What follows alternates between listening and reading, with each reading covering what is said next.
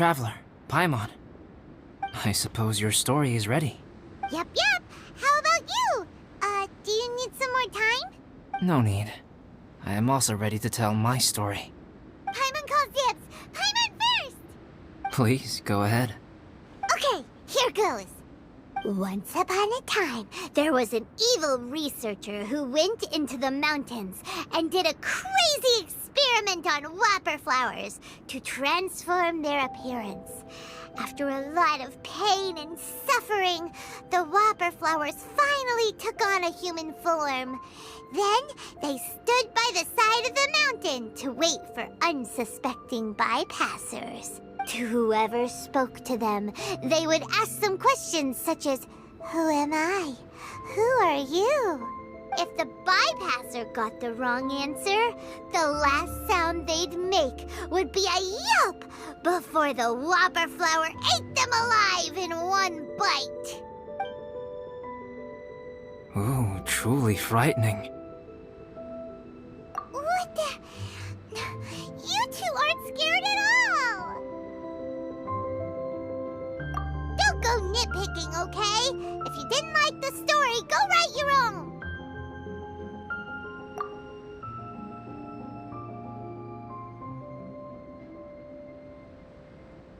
In other words, the whopper flowers would ambush and then completely replace their victims. And then what? Go back to where the person lives? Enter their home? Eat their whole family? Paimon made up this story, but now Paimon's the one who's scared by it. It's a good story. Oh, may I write it down? I may bring it up in future conversations. What for? Just to scare people with? Yes. You've got a real mean streak, Albedo. Mine is a little longer than yours. It starts with an alchemist. A great alchemist once created Subject 1. Subject 1 was her proudest achievement, and successfully blended into human society. No one ever would have thought that this friend of theirs was in fact a synthetic human. However, unbeknownst to Subject 1, the alchemist had tried the same experiment many times before he had come into being. Some of the rejects from failed experiments had been discarded, but had not died. Subject 2 was one such failed experiment. He was swallowed by a great dragon that came to rest upon a snow-swept mountain. Many years later, he was resurrected by the dragon's mysterious power. He saw all kinds of people on the mountain, including Subject 1, who had somehow miraculously blended in among them. Never in Subject 2's wildest imagination had he thought it possible for experimental life forms such as they to deceive everyone so successfully. He saw the way humans accepted Subject 1 as a friend, witnessed their affection as they addressed him by name. This was what Subject 2 wanted. Now, all that Subject 2 desired was to replace Subject 1 and take the joy of his existence for him. This is giving Paimon the chills. So scary. Subject 2 began to unfold his plan. He stole Subject 1's books and notes and studied all that Subject 1 had learned from the alchemist. Subject 2 was highly intelligent, and he learned quickly. He changed his face into an exact replica of Subject 1's face. Then, he found a plant with mimicry capabilities and transformed it using dragon blood and alchemy. And so, not only did Subject 2 transform his own appearance to perfectly match that of Subject 1, he also created a third entity. What? There's 3 of them now? But Subject 2 wanted to become a perfected human. So, he erased a mark on both his and Subject 3's necks. For these marks were symbols of imperfection. In my view, it was probably a subconscious act, an instinct. He so desperately craved to become a perfect human being that he forgot something. Human beings are defined by their flaws. Subject 2's plan was meticulously crafted. Subject 3 would draw Subject 1's attention. After Subject 1 disposed of Subject 3, he would assume the threat had now disappeared and would let his guard down. The next moment that Subject 1 was alone, Subject 2 would make his move. He would eliminate Subject 1 and become the only one remaining. He would secretly replace the Subject 1 of everyone's memories and inherit his identity, residence, clothing, sword, name, and friends. People would have no idea that the individual they knew had become somebody else from one day to the next. This is way too scary. Paimon's never gonna be able to trust anyone again. But just before Subject 2 could carry out his plan, a unique stranger entered the mix. Subject 2 tried to make contact with this person, but found that they could somehow sense he was different from Subject 1. What's wrong? Are you scared? What happened then? What happened to the stranger? He became a new stage in Subject 2's plan. One more person that Subject 2 had to dispose of. It's as if there were 3 identical roses in a garden. Only one of the 3 was a fine specimen, while the other 2 were defective specimens that bore poisonous thorns. In all the world, only the gardener who tended to them could tell which was the good specimen. People do not like poisonous plants. Only a perfect rose can fetch a high price. If the inferior specimens wanted to conceal the fact of their worthlessness, they would have to take the gardener out of the picture, using their poisonous thorns. This is exactly what Subject 2 was thinking. So, he hid in the shadows and waited patiently. Maybe soon, he would get his chance to become truly human.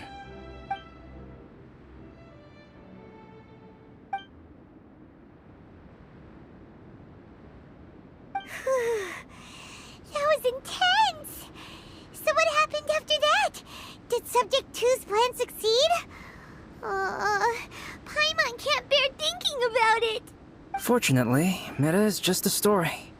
And even in this story, Subject 2 did not succeed. But you can never let your guard down on Dragonspine. Monsters mutated with Durin's power and blood are also creatures of Rhine-Daughter, just like me. You must beware of all such creatures.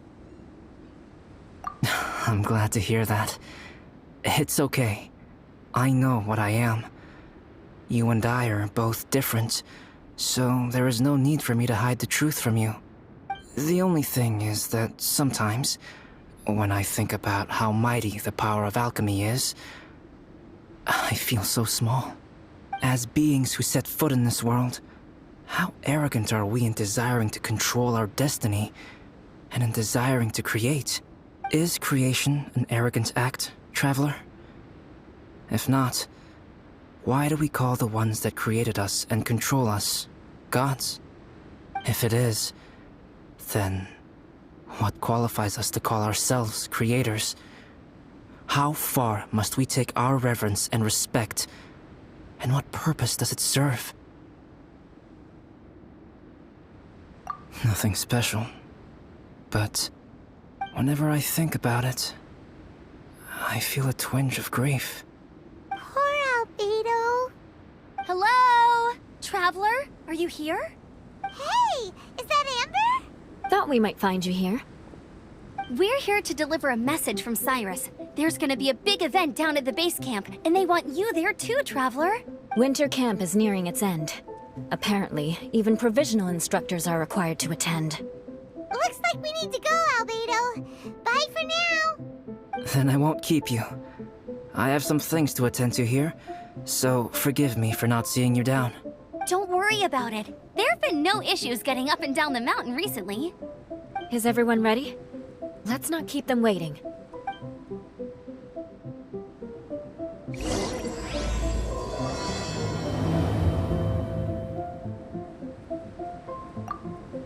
Go ahead.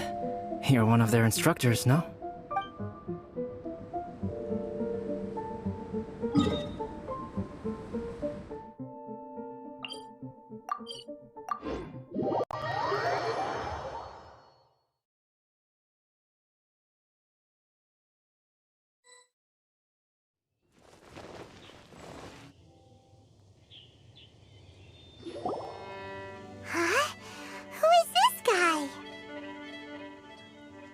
allow me to introduce Yozerv. He's Joel's father. Dad, this is that traveler I was telling you about. The traveler's helped me out loads in the past, and this time we even built a snowman together. Joel has told me everything about you. I can't thank you enough. Wow! This is amazing! Wait a second. Why is Cyrus discreetly wiping tears away? And what is Pallid doing here? Pallid is the hero of the hour this time. Go on, Pallid. Tell us what happened in your own words. Okay. The weather was fine on that fateful day, and I had a feeling that Lady Luck was smiling down on me. So I trusted my gut and set off to explore somewhere new, somewhere dangerous. Because where there is great danger, there is also great treasure. Why does this sound so hard to believe? But I had only been away from the group for a short while when I fell down a slope and just started rolling. Uh-oh. Did my bad luck rub off on him when we ran into each other on the mountain? The place I fell to was somewhere I didn't recognize, and I'd sustained a few injuries. I remember thinking to myself, this is the worst luck I've ever had in my whole life. Then I met Yozerv. He'd heard the sound of me falling and came out to see what was going on. Huh? Wow! So it was completely by chance then! I thought he must have been someone from the Adventurers Guild here for the event, but after a few words of conversation, it was clear that he was having memory problems. He didn't even know his own name. The temperature was freezing, and there was no time to deal with all that there and then, so I convinced him to come back to the camp with me and figure everything else out after we got there. We got back to the camp, ran into Joel, and the moment he saw him, he froze for a second with this completely stunned expression on his face, and then he started crying out, "Dad! Dad!" That's when Yozerv suddenly started to remember.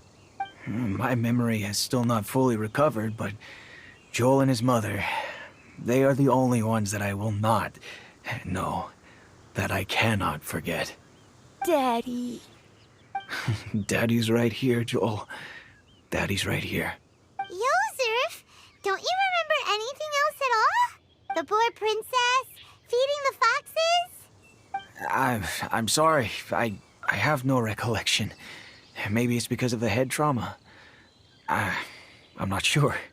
I woke up and found myself covered in blood. My things were gone, and there was nothing to indicate who I was or how I got there. I crawled into a cave and settled in for a slow recovery. After my legs and feet were a little better, my hunting skills were what kept me alive. Dad, I was so worried about you. I'm all right now, Joel. Oh, don't cry. Daddy's not going anywhere. I'm here to stay. Oh, this is good. This is good. You know what, though? I definitely think my luck got worse after running into Bennett on that mountain. I knew it. I just... No. I just meant if it weren't for you, there's no way I ever would have run into Yozerv on a mountain this huge. Besides, we got back safely, didn't we? So don't blame yourself. Maybe sometimes miracles can only happen when you get just unlucky enough. Pallid. When did you become such a smooth talker, huh? Huh? Am I? I was just telling the truth. Oh, yeah. I want to say thank you to the Traveler, Uncle Cyrus, Auntie Eula, and Auntie Amber. Thanks, everyone. You all helped look after me, and I will always remember it. But I guess I can't take the snowman with me, or it'll melt once it leaves Dragonspine. It's such a shame. Oh, I can help with that. One moment. Huh? Eula? Here, take this. It's powdered rime. Just add it to your snowman, and it will never melt. Wow! Really? Oh, this is awesome! You're the best, Auntie Eula! Dad, I have an unmeltable snowman now! How cool is that? How can I ever repay you all? Thank you all. Thank you from the bottom of my heart. Dad, I want to go move the snowman. Can we do it now, please? Okay. I'll be leaving with Joel now. I'm sure I'll see you all another day. Very well, very well. It's time for Pallet and I to have another discussion concerning his breaches of adventurer discipline. Huh? But Cyrus, I think I kind of made up for my mistakes this time, you know? See you guys! Oh, I made this for you and Amber. Think of it as a winter souvenir. Aw, are you sure? This must be really important to you. Come on now, just take it. No need to make such a fuss. Wow! Now our snowman won't melt either! Great! You're welcome. Just keep it, that's all I ask. Amber and I have some business to attend to now. See you later. Everyone's gone. Seems like they've all got their own stuff to do now. Oh! You know what? We've been on Dragon Spine all this time, and somehow Paimon still forgot to ask Albedo about how to make a fruit juicifier machine that could keep the juice fresh. Maybe we should try Timaeus again. He does seem pretty eager to please.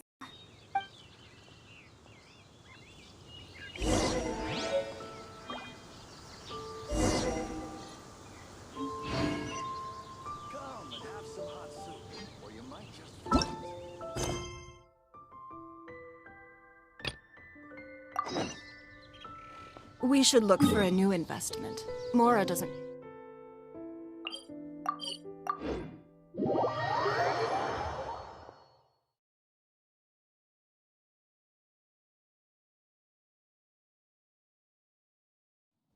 Calm weather. Do not trust your eyes. Timaeus! Traveler and Paimon, what can I do for you? Wait a minute. You've got that mischievous look on your face. Oh, you're not still thinking about that ridiculous juicer thing, are you? Timaeus, will you help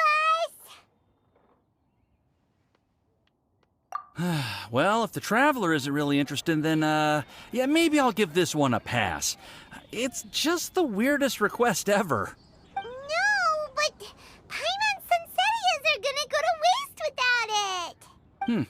And the time it would take me to research something like that, I could probably pick those Sunsettias again 10 times over. New research project, Timaeus? We meet again. Oh, Albedo, thank goodness.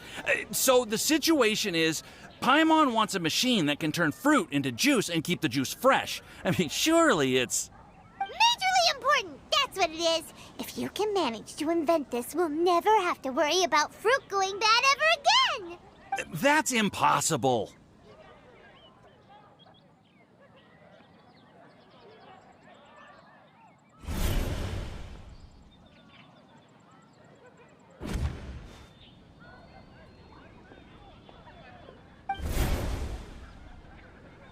Turning fruit into juice is not hard, but keeping it fresh is more difficult. But if you simply want to keep the fruit from rotting, there are many ways to achieve this. Right, Traveler?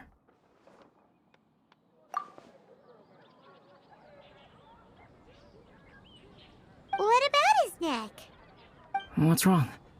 Is there something on my neck? From the look on your face, it's as if you thought I just played a practical joke on you that was in exceedingly poor taste. Albedo, you were saying, how do you stop fruit from going bad? Well, one way would be to bury your fruit on Dragonspine, where the snow never melts all year round. But then Paimon won't be able to eat them! You could always live on Dragonspine. No, too cold for Paimon. Or you can give the fruit to me, and I would take it to Dragonspine for you. But since you don't like the cold, you'd have to send someone else to pick them up when you want them. This is where you come in, Traveler. Suddenly sounds a lot more feasible with other people doing all the work. Okay then, shall we go with that idea? fruit buried on Dragonspine will stay fresh for much longer. However, it is also possible that the fruit will sprout and grow into fruit trees. Who knows? Maybe the next time you visit, it will have grown into an orchard. You can water the trees, add fertilizer, and when they finally bear fruit, you will have some fresh sunsettias. No way! Then Paimon will have to be a gardener! That's not the goal here. Oh? Well, I don't think being a gardener is so bad.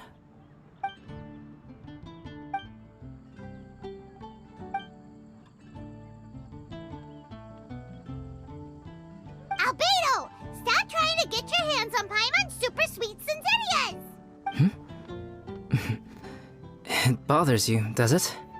Of course it bothers Paimon! They are the rarest, super-duper sweetest Sunsettias ever! And they're not for you! Okay, but they're just Sunsettias. I think you're only so attached to them because you don't have much fruit of this quality in your possession. When someone's pockets are full and their spirit is fulfilled, they don't easily fall prey to this kind of yearning. Really?